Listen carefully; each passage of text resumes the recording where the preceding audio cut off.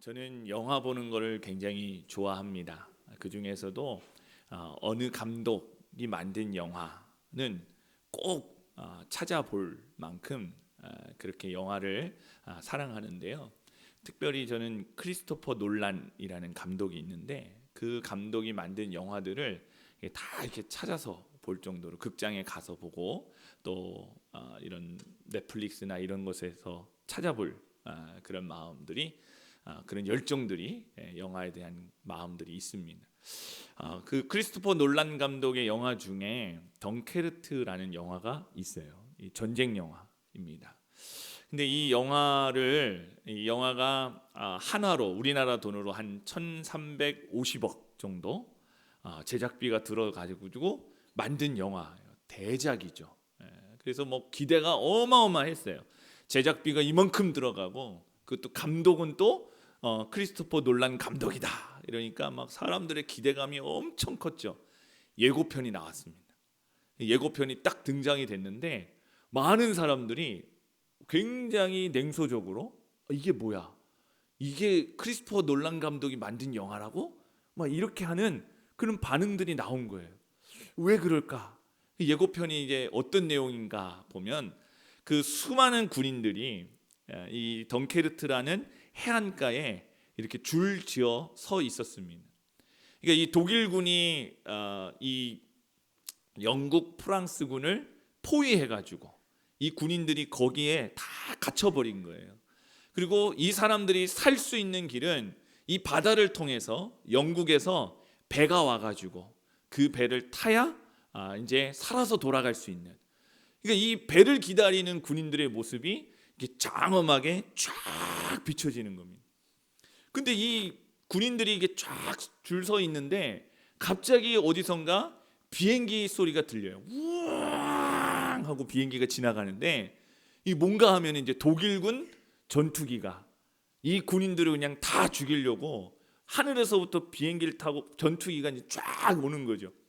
그러니까 이 영화의 예고편이 군인들이 이렇게 해안가에 다 이렇게 줄 서서 배를 기다리고 있다가 우왕 하고 비행기가 지나가니까 뭐지? 그러고 딱 쳐다보고 엄청 놀라고 또 두려워하고 무서워하고 그러면서 모든 군인들이 완전 공황 상태에 빠져가지고 거기 있으면 죽으니까 막 흩어져가지고 이게 도망가는 그런 장면이 이제 예고편에 나온 거예요. 여기까지만 들어도 이거 볼만한 영화겠는데 생각이 드십니까? 안 드시는군요.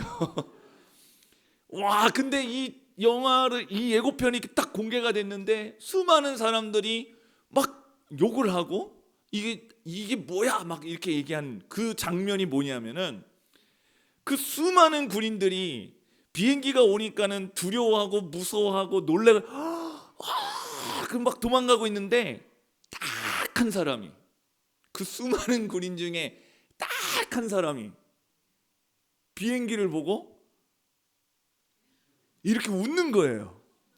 그러면서 웃는 거에서 그치는 게 아니라 카메라를 정면으로 보고 나 이 영화 나왔다 이러면서 딱 한 사람이 그 사람들이 그걸 본 거죠.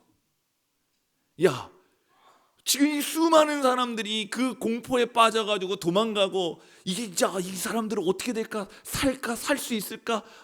이 손에 땀을 쥐는 이 순간에 딱 한 사람이 자신의 역할을 망각하고 나 이 영화 나왔다 이렇게 하는 순간 그 영화는 완전히 망해버린 거예요. 여러분 제작비가 1,360억이 들어갔는데 1초에 2,100만 원이 나가요. 1초 영화 1초 딱 지나가는데 통으로 편집됐어요. 그 장면 아예 얼마나 많은 사람들의 노력과 그 희생과 감독의 열정과 그 돈이 한순간에 그 한 사람 때문에 나 여기 나왔다 이것 때문에. 근데 문제는 뭐냐면은 그 영화에 나온 엑스트라만 자신의 존재감을 뽐내고 나 여기 있어 라고 얘기하고 싶은 게 아니라 여기 있는 저와 여러분도 내 마음속에 내가 주인공이 되고 싶은 그런 마음들이 있다라는 거죠. 나 좀 알아줬으면 좋겠고 나 좀 인정해 줬으면 좋겠고, 나 좀 칭찬받았으면 좋겠고. 많은 아버지들이 그러잖아요. 집에 들어가는데 아무도 나를 반기는 사람 없고 반려견만 나를 반겨줘. 야, 내가 이러려고 내가 얼마나 나가서 고생하고 그렇게 막 하면서 돈을 벌어 갖고 오는데 아무도, 내가 왔는데 집에 아무도 이렇게 반겨주는 사람이 없어? 속상하잖아요. 그 주인공병이에요. 내가 좀 인정받고 싶어, 칭찬받고 싶어, 그런 마음들이 다 있는 거죠. 교회 안에도 그런 모습들이 있습니다.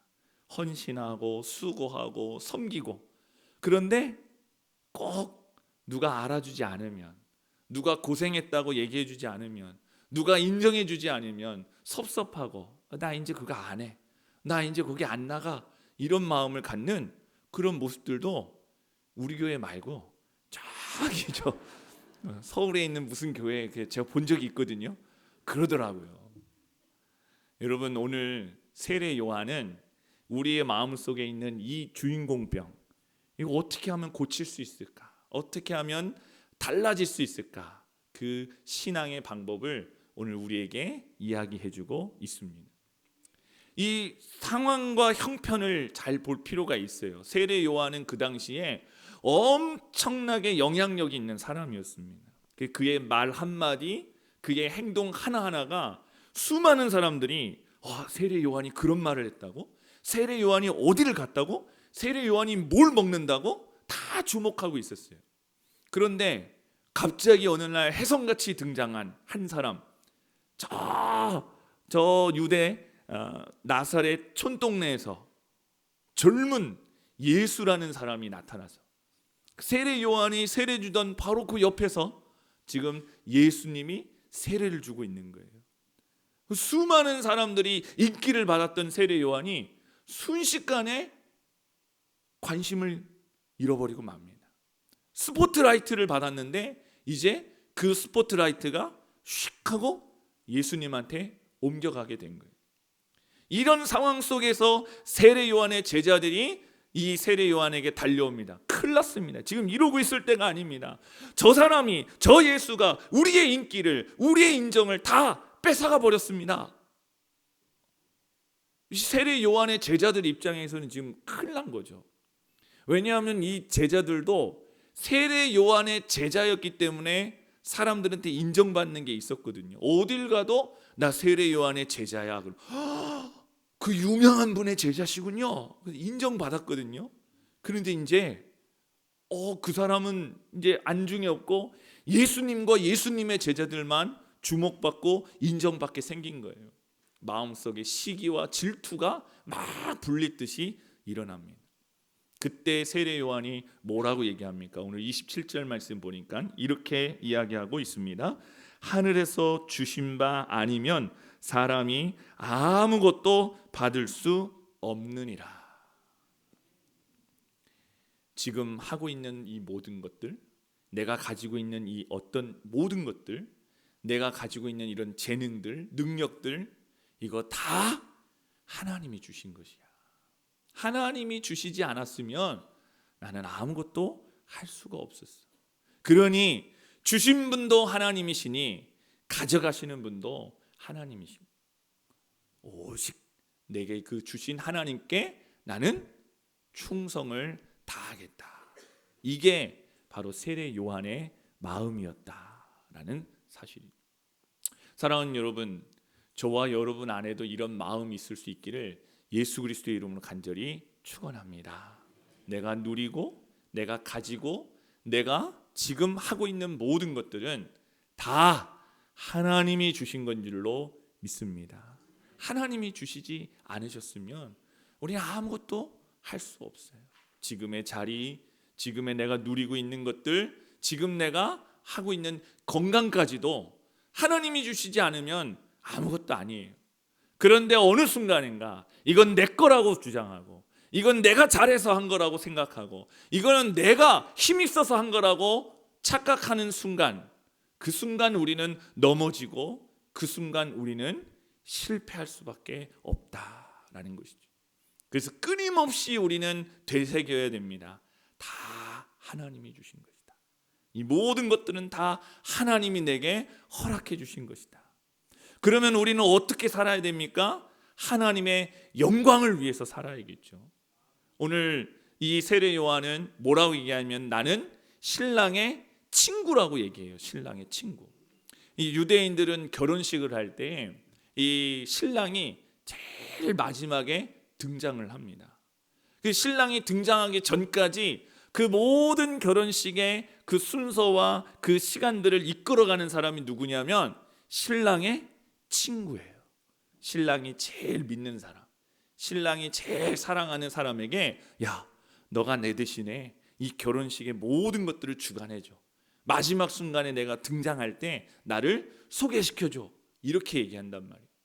신랑의 친구가 사람들이 다 모이면 이야기합니다. 자, 여러분 주목하십시오. 오늘 신랑 누구와 신부 누구가 여기서 아름다운 결혼의 예식을 펼치게 됩니다. 여러분 박수 주세요. 그럼 막 박수 치고, 음식이 나왔습니다. 여러분 마음껏 즐기십시오. 저 음악이 있습니다. 여러분 마음껏 축하해 주십시오. 이게 막 다 얘기를 한다는 거예요. 그리고 마지막 순간에 이제 오늘의 주인공 신랑을 소개합니다 라고 하는 순간 이 신랑의 친구는 순식간에 사람들의 관심에서 사라져 버리는 거죠. 근데 그때 신랑의 친구는 섭섭하거나 속상하거나 내가 지금 헛짓했구나 이렇게 하면서 사라지는 게 아니라는 거예요. 어떻게 사라져요? 너무 행복하게, 너무나 기쁘게. 왜?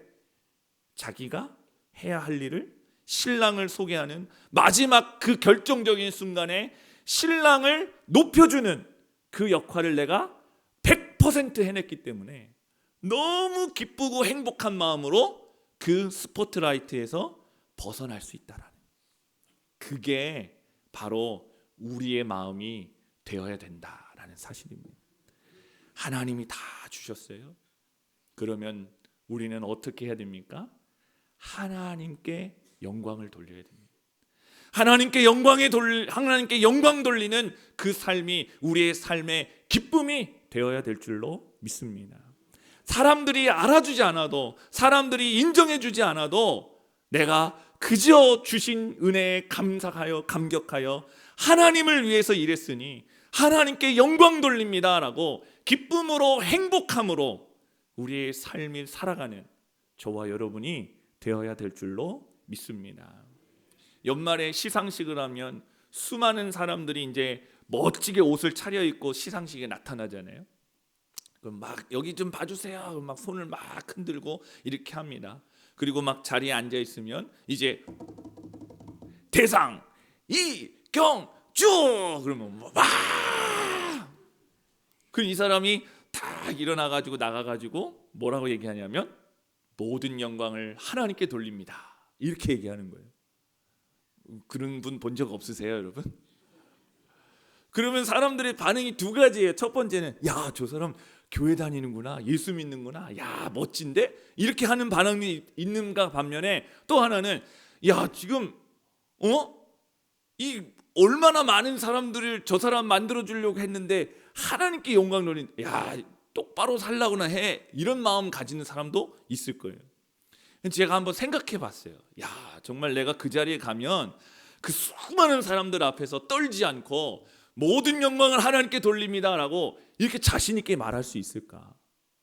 내가 그렇게 그 신앙의 고백을 하는 순간 어떻게 보면은 야, 저 사람 교회 다닌 사람이었어? 야, 이제 광고 끊어. 저 사람 교회 다닌 사람이었어? 야, 이제 제 드라마 이제 못 나오게 해. 이런 불이익을 당할 수도 있잖아요. 그런데 여러분, 조금도 망설임 없이 나가서 모든 영광을 하나님께 돌립니다라고 말할 수 있는 것은 이 사람 머리부터 발끝까지 하나님이 주셨으니 하나님께 영광을 돌리겠다, 이걸로 가득 차 있지 않고서는 그 자리에 나가서 그런 말을 도저히 할 수가 없을 것 같은 거예요. 여러분, 저와 여러분 머리부터 발끝까지 하나님이 주신 것으로 하나님께 영광 돌리겠다, 그런 마음이 가득 차 있습니까? 이건 내 건데, 내가 인정받아야 되는데, 내가 내 이름이 좀 드러나야 되는데 사람들이 나를 좀 알아줘야 되는데 여러분 그런 섭섭함과 그런 아쉬움이 조금이라도 우리 안에 있지는 않는가라는 것이죠. 저는 20년을 군대에서 사역을 하고 전역을 하고 이제 성인교회에 와서 지금 이제 3년 차. 많은 분들이 저한테 이렇게 묻습니다. 목사님 3년밖에 안 되셨어요?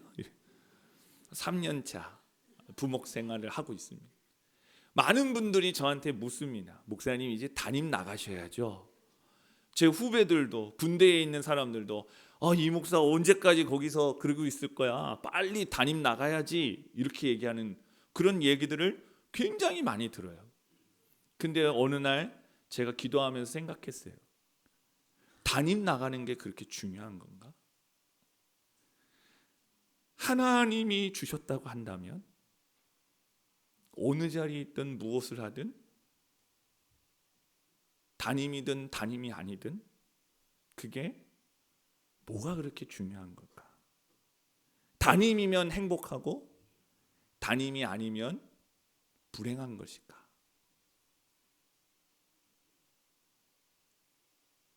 내 거라고 생각하니까 내가 드러나야 되고 내가 높아져야 되고 내가 대단한 사람이야 라고 높여져야 된다라고 생각하니까 어느 순간인가 우리의 입술이 우리의 말이 그냥 당연하다는 듯이 담임 나가야죠 이렇게 얘기하는 그런 모습이 아닐까? 저는 평생을 담임을 못 나가도 신랑의 친구로 신랑의 음성을 듣는 것만으로도 지금 이 순간 너무나 행복합니다. 하나님께 영광 돌립니다. 여러분 그렇게 고백할 수 있어야 합니다. 오늘 우리가 같이 하나님 앞에 고백했으면 좋겠습니다. 하나님 이런 물질을 주셔서 우리에게 이런 자녀를 주셔서 우리에게 이렇게 할 수 있는 일들을 주셔서 섬길 수 있는 자리를 주셔서 감사합니다. 하나님이 주셨습니다. 하나님께 영광 돌리겠습니다. 머리부터 발끝까지 내 모든 삶 속에 하나님이 주신 것으로 감사하며 행복하며 기뻐하는 삶을 살게 하여 주옵소서. 이 시간을 이렇게 고백할 수 있는 저와 여러분 될 수 있기를 예수 그리스도의 이름으로 간절히 축원합니다.